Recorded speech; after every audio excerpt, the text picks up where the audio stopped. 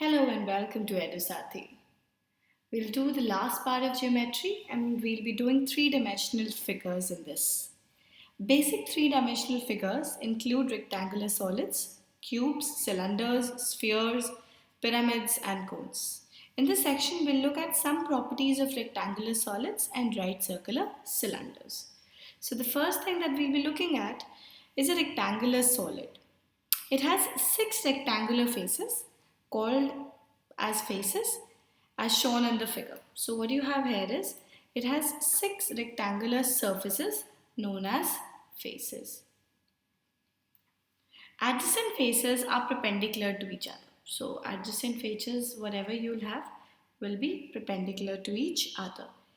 Each line segment, that is the intersection of two faces, is known as an edge. And each point at which the edges intersect is known as vertex. Therefore, in here, if you count, there will be 12 edges and 8 vertices.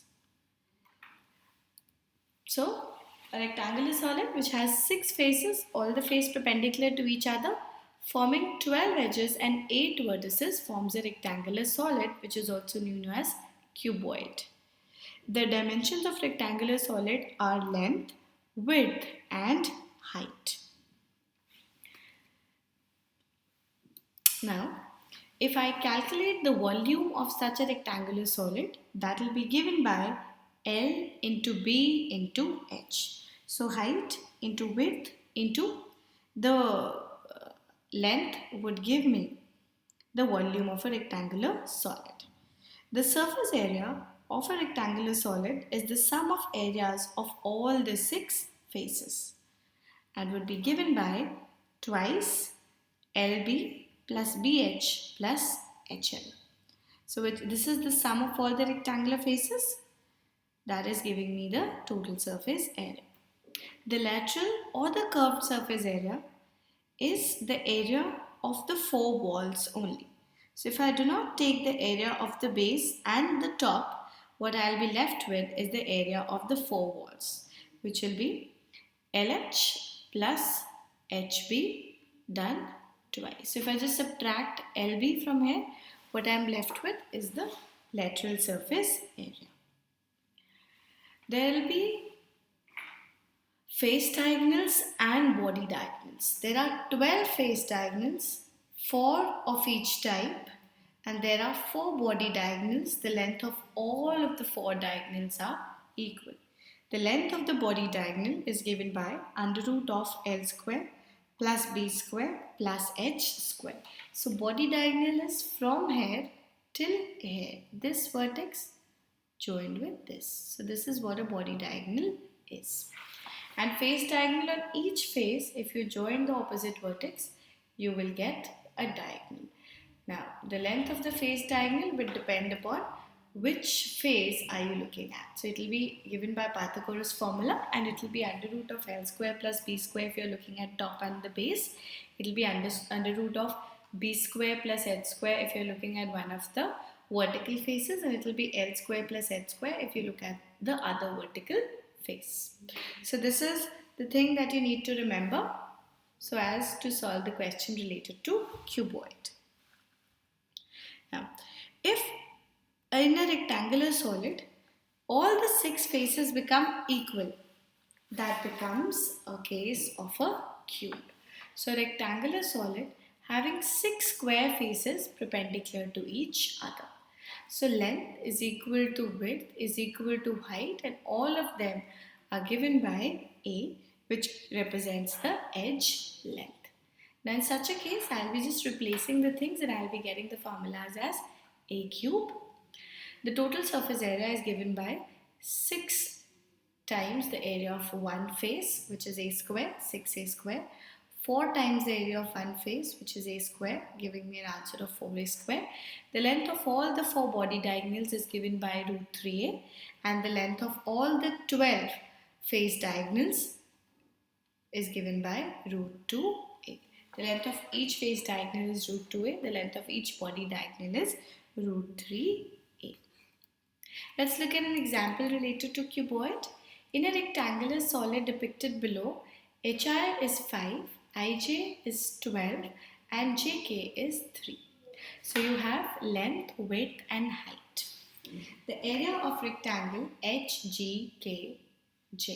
So what I'm looking at is the area of this thing. It's like a sliding surface that you can look at. Now if I look here, HJ is a diagonal of the front face, or I will call it as the face diagonal. The length of HJ would be given by under root of 12 square plus 5 square, which is root of 169, giving me 13 as my answer.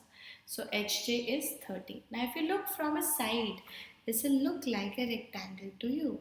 HJ is 13, JK is 3.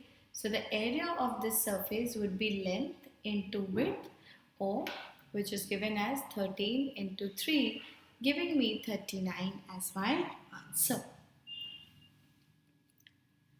Let's look at another question.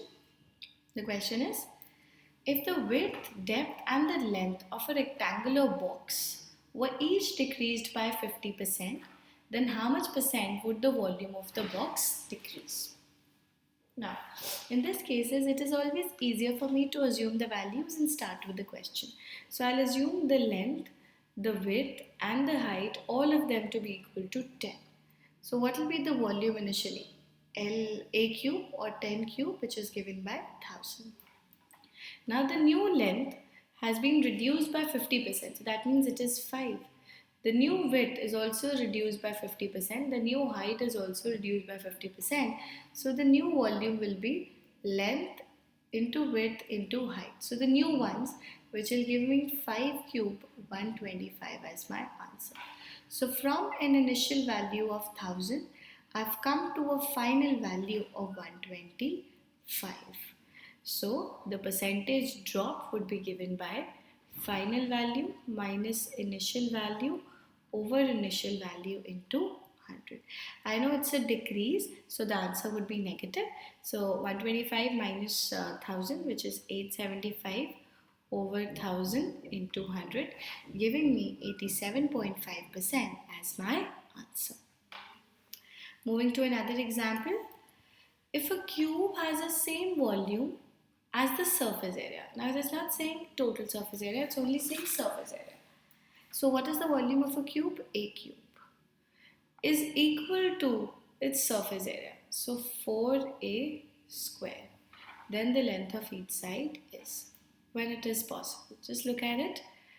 Now when you have this question, what is given to the surface area? The only doubt that you have is whether it is total surface area or it is lateral surface. If nothing is mentioned, I will take it as total surface area.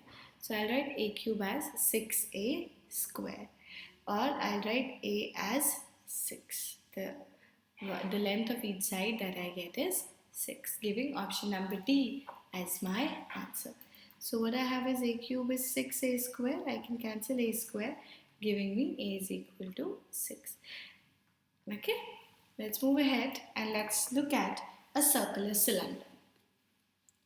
A circular cylinder consists of two bases that are congruent circles and a lateral surface made up of all the line segments that join all the points on the two circles and that are parallel to the line segment joining the centers of the two circles.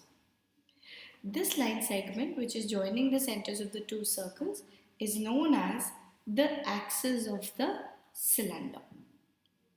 A right circular cylinder is a circular cylinder whose axis is perpendicular to the base. So if the axis is perpendicular to the base, such kind of cylinder is known as right circular cylinder.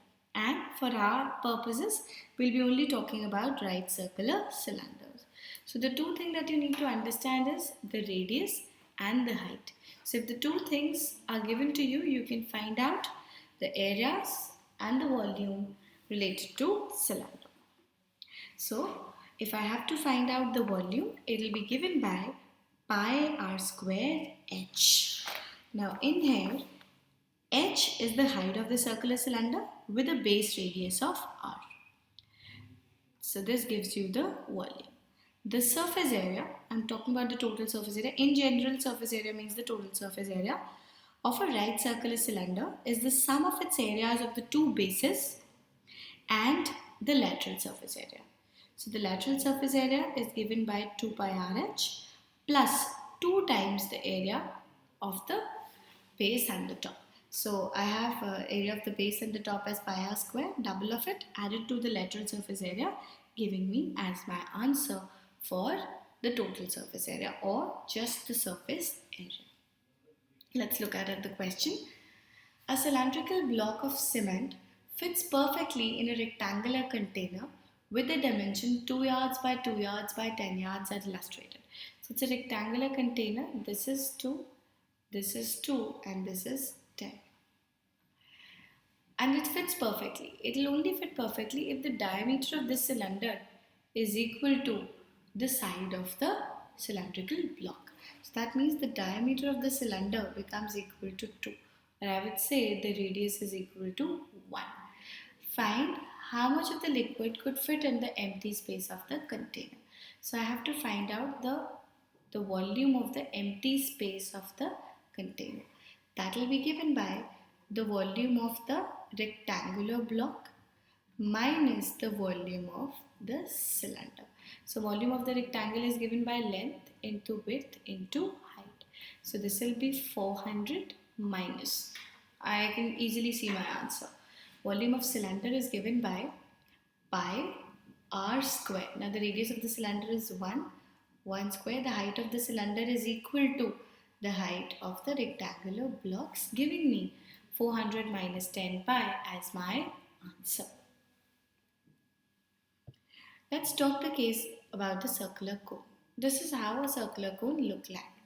A circular cone consists of one base circle and a lateral surface made of all the inclined line segments from the base at one common point called the vertex. So this is the common point called as the vertex. So there are three things that I need to know. One is the radius of the base. Second is the height, and I'm talking about the perpendicular height of the cone and the slant height. Now the slant height of the cone is given by Pythagoras theorem and will be equal to under root of h square plus l square. Talking about the volume of cone, it is given by 1 by 3 pi r square h. Pi r square h is the volume of the cylinder.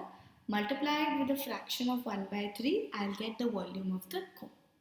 The total surface area of the cone is given by the area of the base, which is a circle, plus the lateral surface area. So the lateral surface area of a cone is given by pi r l. And in lateral surface area, I'm using the slant height, not the perpendicular height. I'm using the perpendicular height when I'm finding out the volume, and I'm using the slant height when I'm calculating the lateral surface area or the total surface area.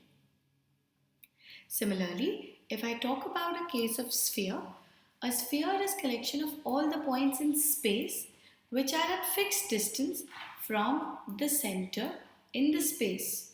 So all the points on this are at a fixed distance from the center, and that fixed distance will be known as radius. So the only thing that I need to understand when I'm talking about a sphere is radius. And the volume of a sphere is given by 4 by 3 pi r square. 4 by 3 pi r square. The lateral surface area or the curved surface area is equal to the total surface area in case of a sphere, since there is no top and no bottom. So whatever is the lateral surface area, same becomes the total surface area and is given by 4 pi r square. 4 pi r square is your total surface area, and 4 by 3 pi r cube represents the volume of a sphere.